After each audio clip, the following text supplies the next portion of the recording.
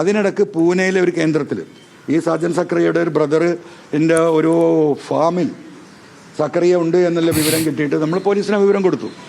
പക്ഷേ അവിടുന്ന് പോലീസ് പോയി ചെന്നപ്പോഴേക്കും രക്ഷപ്പെട്ടു എന്ന മറുപടിയാണ് പിന്നീട് കിട്ടുന്നത്.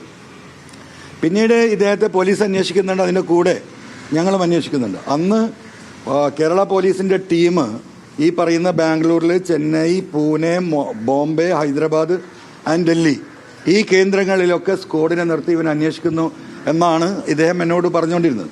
ഇതിനിടയിലാണ് ഡൽഹിയിലെ ഒരു സീനിയർ വക്കീലിനെ കാണാൻ വേണ്ടിയിട്ട് അദ്ദേഹത്തിൻ്റെ മുൻകൂർ ജാമ്യത്തിന് വേണ്ടിയിട്ട് അദ്ദേഹം ഡൽഹിയിലെത്തിയിട്ടുണ്ട് എന്ന വിവരം മറ്റു ആളുകൾ വഴി എനിക്ക് കിട്ടുന്നത്.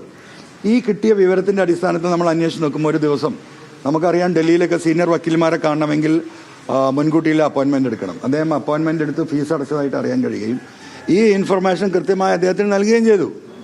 ആ കൃത്യമായ സമയത്ത് ഇദ്ദേഹം അപ്പോയിൻമെൻ്റ് എടുത്ത സമയത്ത് അവിടെ എനിക്ക് ഇൻഫോം ചെയ്ത ഡൽഹിയിലെ എൻ്റെ സുഹൃത്തായ ഒരു വക്കീൽ, ആ വക്കീലിനോട് ഞാൻ പറഞ്ഞു ഇങ്ങനെ ചെറിയ പ്രശ്നങ്ങളുണ്ട്, എനിക്ക് ചെറിയ ഡൗട്ടുണ്ട് ഈ കാര്യത്തിൽ. അതുകൊണ്ട് ആ സമയത്ത് നിങ്ങളൊന്ന് സ്വകാര്യമായിട്ട് ആ മേൽപ്പറഞ്ഞ സീനിയർ വക്കീലിൻ്റെ പരിസരത്തുണ്ടാവണം. സാജൻ സക്രിയ അവിടെ വരുന്നുണ്ടോ, പോലീസ് വരുന്നുണ്ടോ എന്നുള്ളത് നമ്മൾക്കൊന്ന് ഒബ്സർവ് ചെയ്യേണ്ട കാര്യമുണ്ടെന്ന് പറഞ്ഞു. അതിൻ്റെ അടിസ്ഥാനത്തിൽ അദ്ദേഹം അവിടെ ഈ പറയുന്ന ഡൽഹിയിലെ സീനിയർ വക്കീലിൻ്റെ വീടിൻ്റെ കുറച്ച് പരിസരത്ത് അദ്ദേഹത്തിൻ്റെ കാറ് നിർത്തിയിട്ടിരിക്കുകയാണ്. 7 മണിക്കാണ് അപ്പോയിൻമെൻറ്റ്.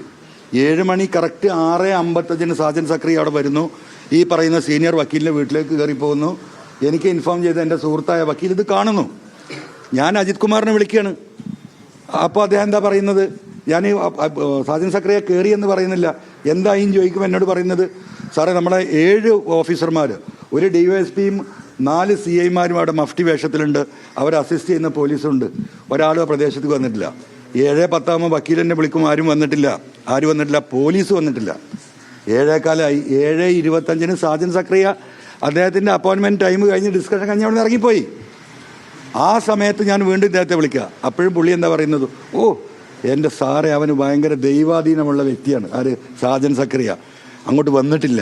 അപ്പോൾ വളരെ ക്ലിയർ അല്ലേ, ഇദ്ദേഹം എന്നെ ചീറ്റ് ചെയ്യുന്നത് വളരെ ക്ലിയറാണ്. ഈ വിവരം മനസ്സിലാക്കിയതോട് കൂടിയിട്ട് എനിക്ക് മനസ്സിലായി ഒരു നീതിയും ഇദ്ദേഹത്തിൽ നിന്ന് കിട്ടാൻ പോകുന്നില്ല. പിന്നീടുള്ള അന്വേഷണത്തിലാണ് സാജൻ സക്രിയയുടെ ബ്രദർ ഈ വിഷയത്തിൽ ഇടപെടുകയും വലിയ പണം അദ്ദേഹത്തിന് ഓഫർ ചെയ്യുകയും 66F ഇടാതിരിക്കാനുള്ള സൗകര്യങ്ങൾ ചെയ്തു കൊടുക്കാം എന്ന് അവർ തമ്മിൽ ധാരണയാണ്. അവിടെ വെച്ചിട്ടാണ് ഈ പറയുന്ന വ്യക്തിയുമായിട്ട് ഈ പറയുന്ന അജിത് കുമാർ ഇതുപോലുള്ള ഒരു ഫ്രോഡാണ് എന്ന് എനിക്ക് മനസ്സിലായത്.